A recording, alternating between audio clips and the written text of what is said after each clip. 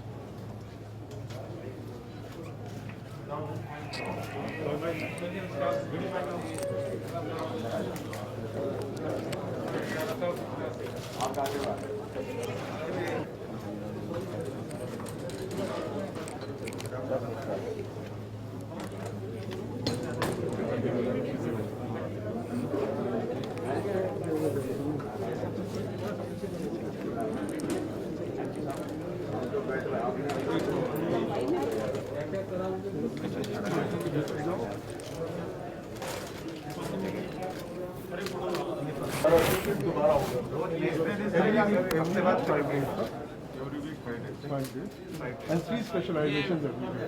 लगातार फॉलो होता रहेगा ताकि क्या है कि एक बार जादू के फॉलो एक हफ्ते बाद ताकि सबकी जांच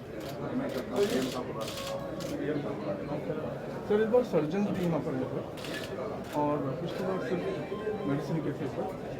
और 3 स्पेशलाइजेशन होंगे, एक एम से असिस्टेंट प्रोफेसर होंगे, एक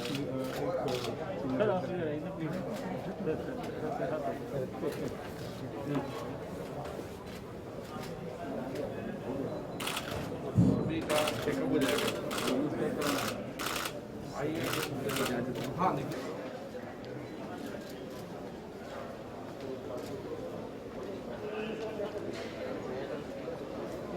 ध्यान से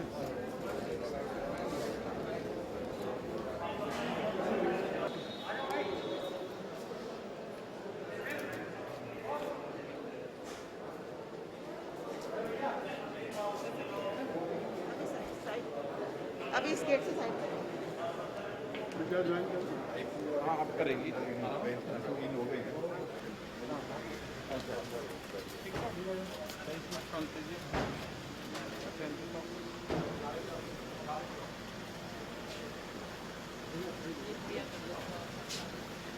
देखिए, यूँ तो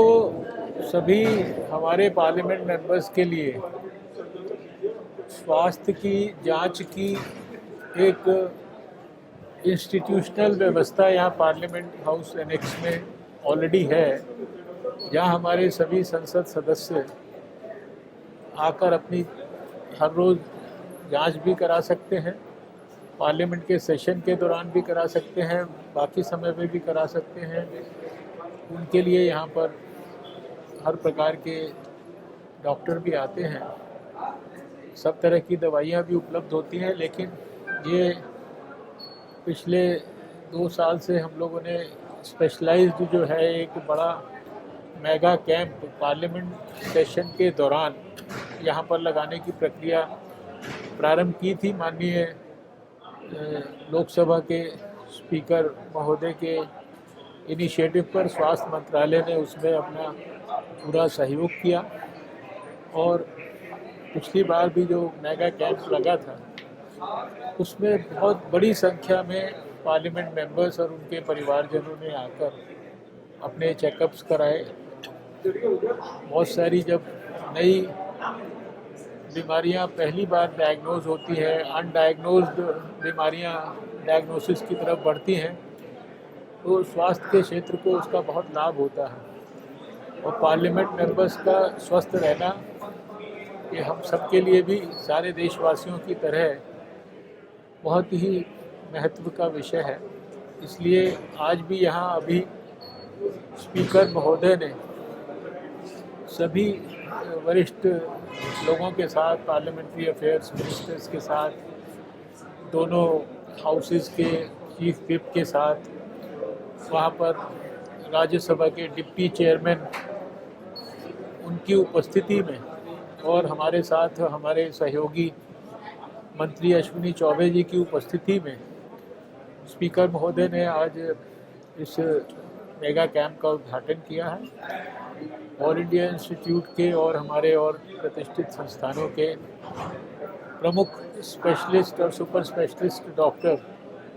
उनकी सेवाएं भी यहाँ पर सभी हमारे पार्लियामेंट मेंबर्स को मिलेंगी और जैसे भी आवश्यकता होगी उसके अनुरूप उनके ट्रीटमेंट को फॉलोअप करते हुए उनके स्वास्थ्य की गहराई और गंभीरता से चिंता की जाएगी। और साहब ये हेल्थ कैंप तो ठीक है कि स्वास्थ्य की दृष्टि से बहुत महत्वपूर्ण है, लेकिन एक जो चिंता की बात है कि कोविड केसेस फिर से बढ़ने लगे हैं वैक्सीनेशन ड्राइव के बावजूद, इस बारे में क्या कहना है? देखिए, इस विषय का जवाब तो बराबर स्वास्थ्य मंत्रालय की ओर से दिया गया है, हमारे अधिकारियों ने भी दिया है, हमारे स्तर पर भी दिया गया है कि ये जो केसेस बढ़ रहे हैं ये कुछ प्रदेशों में ही बढ़ रहे हैं। लगभग 85% केसेस 5-6 स्टेट्स के अंदर ही हैं और इनके बढ़ने का जो प्रमुख कारण है वो समाज में लोगों के द्वारा कोविड एप्रोप्रिएट बिहेवियर की गंभीरता से ना लेना है और उसकी वजह से ये केसेस बढ़ रहे हैं। इसलिए सबसे इम्पोर्टेंट बात यह है कि सारे देश के लोग और सारी सरकारें इस बात को सुनिश्चित करें कि लोग वैक्सीन आने के बावजूद भी कोविड एप्रोप्रिएट बिहेवियर यानी मास्क का ठीक ढंग से इस्तेमाल, 2 गज की दूरी, हाथों को साबुन से धोते रहना, इस काम में ज़रा सी भी ढिलाई ना दें। आप जानते हैं कि एक तरफ वैक्सीनेशन का काम बहुत तेज़ी से चल रहा है देश में, 3 करोड़ से ज़्यादा डोजेज़ जो हैं वो हमारे health care workers, frontline workers, 60 वर्ष की आयु से ऊपर के लोग और 45 और 59 वर्ष के बीच के कोमॉर्बिडिटीज़ वाले लोग, उनको ऑलरेडी दी जा चुकी हैं। बीमारी की दृष्टि से कोविड के बारे में अभी अगर लेटेस्ट आंकड़ों का अध्ययन करें तो लगभग देश के 400 से ज़्यादा, 400 के करीब डिस्ट्रिक्ट ऐसे हैं जहां या तो 7 दिन से या 14 दिन से या 21 दिन से या 28 दिन से कोविड के केसेस नहीं आए हैं। हम सही दिशा में आगे बढ़ रहे हैं। जो सावधानियां सारे साल गंभीरता से देश ने अपनाई हैं उनको अभी अपनाने में कोई चूक नहीं करनी है। वैक्सीनेशन को जन आंदोलन बनाना है और कोविड एप्रोप्रिएट बिहेवियर को भूलना नहीं है। तो कोविड पर विजय निश्चित रूप से हमें आने वाले समय के अंदर भविष्य में ज़रूर मिलेगी, ऐसा हमें स्वास्थ्य मंत्रालय में पूरा विश्वास है।